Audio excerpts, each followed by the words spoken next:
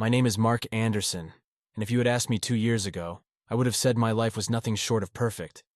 I had a beautiful wife, Linda, who could have stepped out of a fairy tale. Our home was warm and inviting, the kind of place where the aroma of freshly baked bread often lingered thanks to Linda's culinary talents. Our sex life was passionate, the envy of our friends, and our daily life together was filled with laughter and shared dreams. Linda and I had been married for 7 years. We met in college, where her radiant smile and sharp wit captivated me. She was a business major, and I was studying engineering. We complemented each other in every way, from our personalities to our professional aspirations. After graduation, we built a life together, gradually climbing the corporate ladder while supporting each other through the highs and lows. Our relationship was the stuff of dreams. Weekends spent exploring new cities, intimate dinners by candlelight, and spontaneous getaways kept the spark alive. Linda's beauty was timeless, and she took pride in maintaining her appearance. She was my muse, my confidant, my partner in every sense of the word. Linda had always been the life of the party, with a charisma that drew people to her effortlessly. Her laughter was contagious, and she had a way of making everyone feel special and valued. This was one of the many qualities that had attracted me to her in the first place. Our friends often joked that we were the perfect couple, the ones who had it all figured out. And for a long time it felt like they were right. We built our lives together in a charming suburban neighborhood. Our house, a modest yet cozy 2-story home, was filled with memories. Photos of our travels adorned the walls, and our weekends were spent gardening, cooking together, or hosting dinner parties. Linda's culinary skills were legendary among our friends, and her dinners were always a highlight of any gathering. She had a talent for creating meals that were not only delicious, but also a feast for the eyes. Our intimacy was another cornerstone of our relationship. We shared a deep connection that went beyond physical attraction. Our moments together were filled with passion, tenderness, and a sense of completeness that I cherished. It felt as though we were perfectly in sync, understanding each other's needs and desires without words. This bond made the subsequent betrayal all the more devastating. It started subtly. Linda began working late more frequently, citing urgent projects and last-minute meetings. At first, I didn't think much of it. Her job in marketing was demanding, and I trusted her completely. But soon there were other signs. She seemed distracted, her phone always buzzing with messages she was quick to dismiss. Our conversations grew shorter, our laughter less frequent. One evening, Linda came home later than usual. I had prepared her favorite dinner, a gesture that usually brought a smile to her face and a warm embrace. But that night, she barely touched her food, claiming she had already eaten with colleagues. She seemed distant, lost in her thoughts, and retired early to bed, leaving me alone with my growing unease. As the weeks passed, these moments of distance and distraction became more frequent. Linda's late nights at work turned into weekends away for conferences and business trips that seemed to pop up unexpectedly. Each time she left, a part of me felt a growing unease. I tried to rationalize it, convincing myself that her career was simply demanding more of her time. But deep down, the seeds of doubt had been planted. Our interactions at home became strained. Linda was no longer the lively, engaging partner I had known. She seemed preoccupied, her mind elsewhere even when we were together. She started to avoid eye contact, and our conversations became superficial, lacking the depth and connection we once shared. I began to feel like a stranger in my own home, an unwelcome guest in our once vibrant relationship. One night, after another late return, Linda's phone buzzed incessantly with messages. She glanced at the screen, her expression one of annoyance mixed with anxiety, and quickly silenced it. I couldn't help but feel a surge of suspicion. Who was so eager to reach her at such an hour? And why did she seem so secretive about it? Dear viewers, more than 90% watch my content without subscribing. If you still have not subscribed, then I ask you to do so. For me, this is the best motivation to continue. The turning point came one Saturday afternoon. Linda was out with friends, or so she said, and I decided to tidy up the house. While cleaning our bedroom, I found a receipt for an expensive restaurant I knew we had never visited together. The date on the receipt was one of those nights she claimed to be working late. A knot tightened in my stomach. I tried to push the suspicion away, to believe in the woman I had vowed to love and trust. But the doubts kept gnawing at me. I began to notice other things. Her sudden interest in her appearance before heading out, the way she guarded her phone, and the fact that she seemed more engaged in her conversations with friends than with me. Unable to shake off the feeling, I decided to take matters into my own hands. I started by checking her phone while she was in the shower. It was locked, of course, but I managed to guess her password after a few attempts. What I found confirmed my worst fears. Messages from a man named Greg, filled with flirtatious banter and plans to meet. My hands trembled as I scrolled through the texts, my heart pounding in my chest. The shock of discovering those messages left me reeling. I couldn't believe that the woman I loved, the one I had shared my life with, could betray me like this. But rather than confront her immediately, I decided to gather more evidence.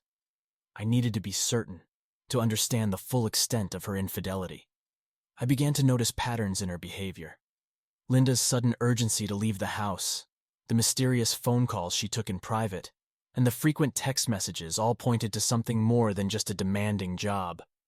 I started following her discreetly, noting the places she visited and the time she spent there.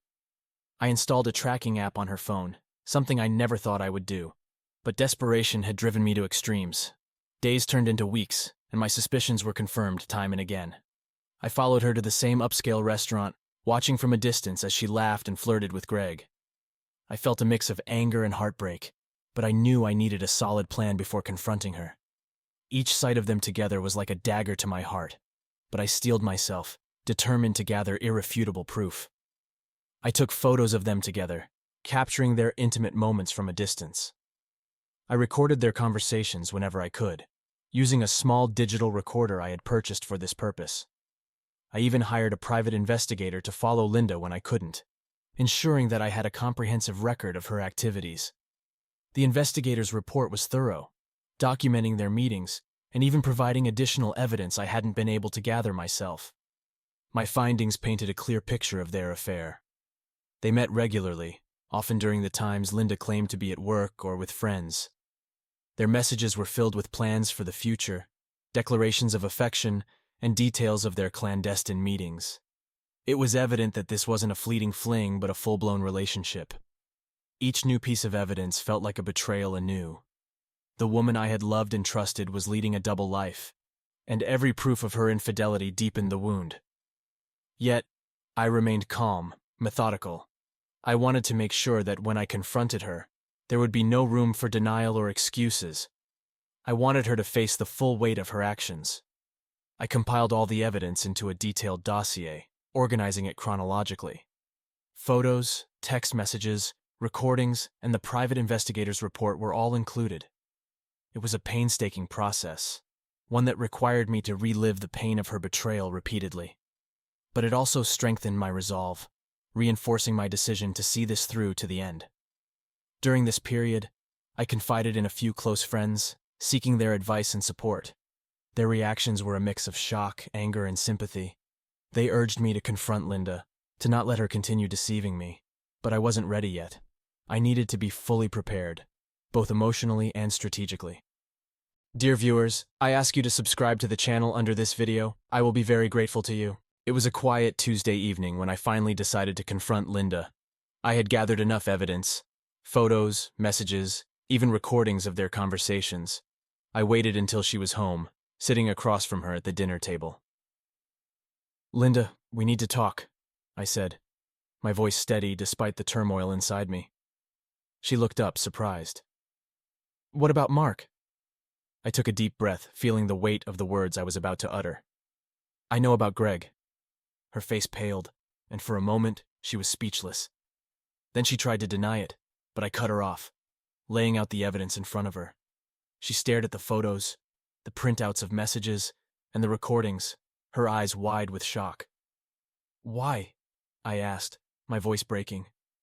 "Why would you do this to us?" Tears welled up in her eyes, but I felt no sympathy. She had betrayed me, shattered the trust we had built over the years. She tried to explain, to justify her actions, but her words sounded hollow. She spoke of feeling neglected, of our lives drifting apart, but all I could see were the lies and deceit. The confrontation escalated quickly. Linda went from denial to anger, accusing me of invading her privacy and betraying her trust. It was a surreal moment, her attempt to turn the tables on me. But I stood firm, presenting the irrefutable evidence of her infidelity. I decided not to make a scene, not to throw accusations and insults. Instead, I began to think through an insidious plan to dismantle the life we had built together, piece by piece. I wanted her to feel the pain and betrayal I had felt. First, I filed for divorce without telling her. I met with a lawyer and outlined everything, making sure I had a solid case. I blocked access to our joint bank accounts, redirecting the funds to an account in my name. I sold off her expensive clothes, jewelry, and personal items, donating the proceeds to charity. I spent our general savings on myself, indulging in things I had always wanted but had put off for the sake of our future together. I took a solo trip to Europe, staying in luxury hotels and dining at the finest restaurants. Each day away felt like a small victory, a step towards reclaiming my life. Back home, I began to dismantle the life we had built together. I sold our house, the place that had been filled with so many memories, and moved into a smaller apartment. I changed my phone number, cutting off all contact with Linda and anyone who might side with her. It was a drastic move, but I needed a fresh start, free from the shadows of our past. When Linda found out about the divorce, she was furious. She accused me of betrayal, of acting without considering her feelings. But her words had lost their power over me. I remained calm, reminding her of her own actions, her infidelity that had led us to this point. We had countless arguments, filled with insults and harsh words. She tried to make amends, to win me back, but I stood my ground. I was determined to see my plan through, to destroy the foundations she had built on lies and deceit. I cut her off from our mutual friends, making sure they knew the truth about her betrayal. Slowly but surely, I dismantled every aspect of her life that we had built together. Our friends and family were shocked. Some took her side, believing her sob story of a husband gone rogue. But those who knew the truth stood by me, offering support and advice. My parents were particularly supportive, reminding me that I deserved better, that I deserved honesty and loyalty. Linda's attempts to salvage our relationship grew desperate. She showed up at my apartment unannounced, begging for forgiveness. She sent long emotional messages, recounting the good times and promising to change. But I was resolute. The trust had been broken, and there was no going back. The divorce proceedings were brutal. Linda fought for everything, trying to salvage whatever she could. But I had anticipated her moves, ensuring that I came out on top. I kept the house, the car, and most of our savings. She was left with little, forced to start over from scratch. In the end, I felt a strange sense of satisfaction. I had turned the tables, made her feel the pain of betrayal and loss. But it was a hollow victory, one that left me questioning my own morals and actions. Revenge had consumed me, leaving a bitter taste in my mouth. As the legal battle dragged on, I maintained my composure, treating each court appearance as a necessary step towards closure. Linda's attempts to paint herself as the victim only fueled my resolve. I had the evidence, the truth on my side, and I made sure it was presented clearly and effectively. The day the divorce was finalized felt anticlimactic. There were no dramatic confrontations, no final words exchanged, just the cold, impersonal signatures on legal documents that severed our bond. I walked out of the courthouse feeling a mixture of relief and emptiness, unsure of what lay ahead but determined to move forward. Months passed, and the dust settled. I moved on, focusing on my career and rebuilding my life. I sought therapy, working through the anger and pain, and gradually began to heal. I realized that while Linda's betrayal had shattered my world, it had also given me a chance to rediscover myself. I reconnected with old friends, rekindling relationships that had been neglected during my marriage. I threw myself into my work, taking on new challenges and responsibilities. My career flourished, and I found a sense of purpose and fulfillment that had been missing for a long time. Linda tried to contact me a few times, seeking closure or perhaps reconciliation. But I ignored her messages, choosing to leave the past behind. I had learned a hard lesson about trust and betrayal, one that would stay with me forever. I began to travel more, exploring places I had always wanted to visit. Each new destination was a step towards healing, a reminder that life could still be beautiful and full of possibilities. I met new people, formed new connections, and slowly but surely, I rebuilt my sense of self. Now, as I sit here recounting my story, I can't help but wonder about the choices I made. Was I right to seek revenge? To dismantle her life as she had mine? Or did I lose a part of myself in the process, letting anger and bitterness dictate my actions? I ask you, dear reader, for your opinion. What would you have done in my place? How would you have handled the betrayal, the heartbreak? My story is one of love lost and lessons learned, a cautionary tale of trust and the consequences of infidelity. I often reflect on the choices I made, the steps I took to reclaim my life. Some days I feel a sense of pride in my resilience, in my ability to rise above the betrayal and rebuild. Other days, I wonder if I let the darkness of revenge consume too much of me, if there was a better way to handle the situation. In sharing my story, I hope to find some clarity, to gain new perspectives on the events that transpired. Perhaps there are lessons to be learned, wisdom to be gained from my experiences. I invite you to share your thoughts, your advice, and your own stories of love and loss. Together, we can navigate the complexities of relationships, the pain of betrayal, and the journey towards healing.